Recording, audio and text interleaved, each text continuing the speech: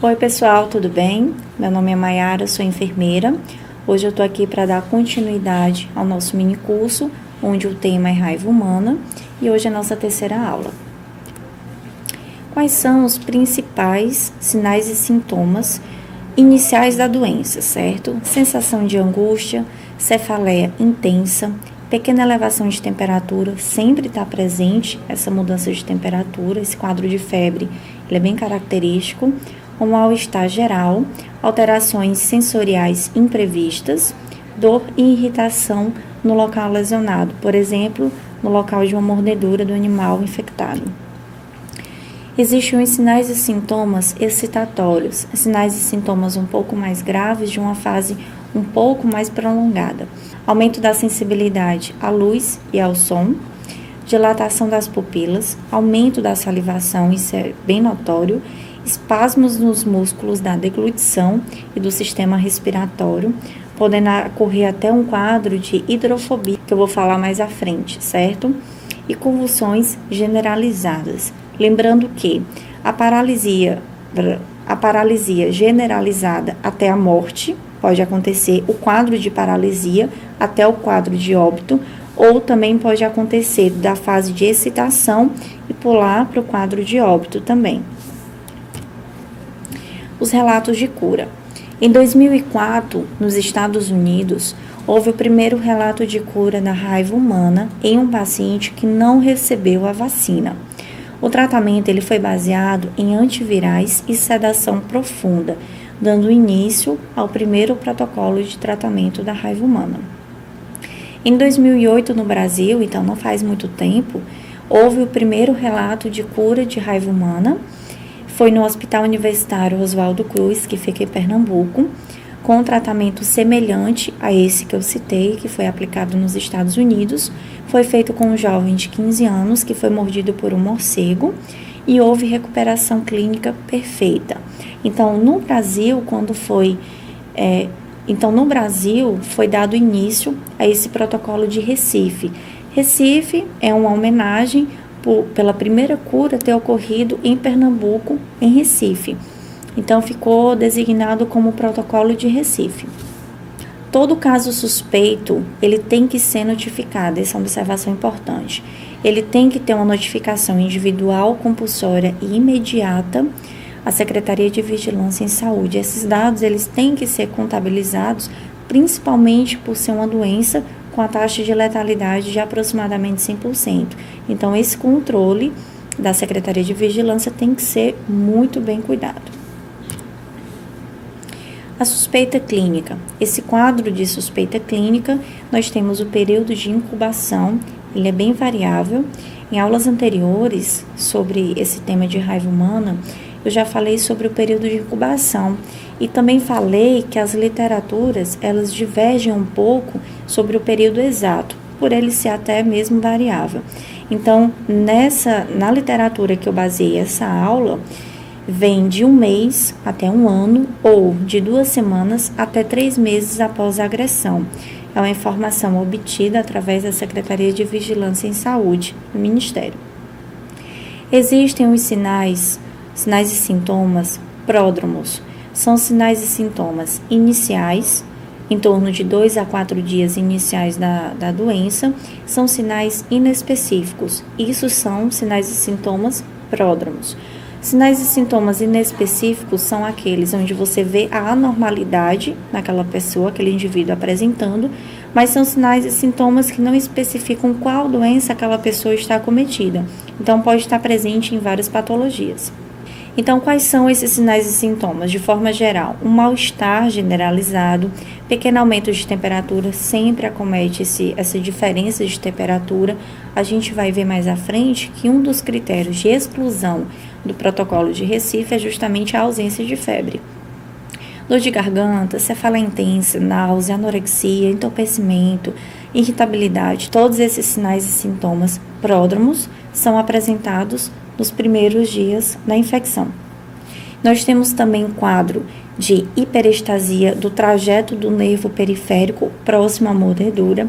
Se eu tive uma mordedura no antebraço, então todo e qualquer nervo que passe, venha de forma periférica, aquele local onde ocorreu a inoculação do vírus, ele vai ter uma diferença na sensibilidade, uma hipersensibilidade. E alterações de comportamento também é apresentado. Nós temos a fase neurológica, que ela é subdividida em forma furiosa e forma paralítica. A forma furiosa, principalmente desencadeada pelos canídeos, como exemplo nós temos os cachorros. E quais são as principais características aqui listadas para vocês? Ansiedade, febre, delírios, cialorreia, fotofobia, que é essa hipersensibilidade à luz, e hiperacúsia, que é a hipersensibilidade aos sons. E nós temos um quadro bem característico, que é o de hidrofobia, que eu falei no início da aula. São espasmos da laringe, faringe, língua ao ingerir líquidos. Chega ao ponto desse indivíduo ele não conseguir mais ingerir líquidos. Então, forma-se esse quadro de hidrofobia. Fase neurológica na forma paralítica, principalmente acometido pelos morcegos. Nós temos outros sinais e sintomas: parestesia, dor e prurido no local da mordedura, alteração cardiorrespiratória, consciência preservada, vários outros sintomas, febre elevada e intermitente também, e aquele quadro de espasmos de laringe e faringe sem o quadro de hidrofobia. Então, a pessoa vai desenvolver esses espasmos, mas numa intensidade bem mais reduzida. Então, ela não forma esse quadro de hidrofobia, certo? Ela consegue ainda ingerir líquidos, um pouco de dificuldade, mas ainda consegue ingerir. Nós temos ainda nessa parte de suspeita clínica o quadro de desautonomia. São sinais e sintomas que são os principais causadores de morte, tanto da forma furiosa como da forma paralítica, que eu falei agora há pouco. Nós temos a bradiataquicardia, braditaquiarritmia, hipo ou hipertensão arterial e insuficiência respiratória. São os principais sinais e sintomas que levam a óbito. O paciente que não tiver o suporte cardiorrespiratório, quando ele tiver com a forma furiosa, ele pode evoluir para um óbito dentro de 5 a 7 dias. E na forma paralítica pode evoluir para óbito em até 14 dias. Então, a gente vê que é uma doença que pode ou não, de forma muito rápida, o paciente vir a evoluir para um óbito. Protocolo de Recife, como eu já falei, foi o protocolo designado desde a primeira cura em 2008 aqui no Brasil. Todo paciente com suspeita clínica, com vínculo epidemiológico, que mais à frente eu vou falar o que é, e com a profilaxia inadequada. Caso a profilaxia ou esteja incompleta, ou seja o que for, se ela tiver sido feita de forma inadequada, ele consegue entrar no protocolo de Recife. Deve ser assinado um termo de consentimento livre e esclarecido pelo paciente ou um responsável do paciente para que seja utilizado esse protocolo de Recife em um determinado indivíduo.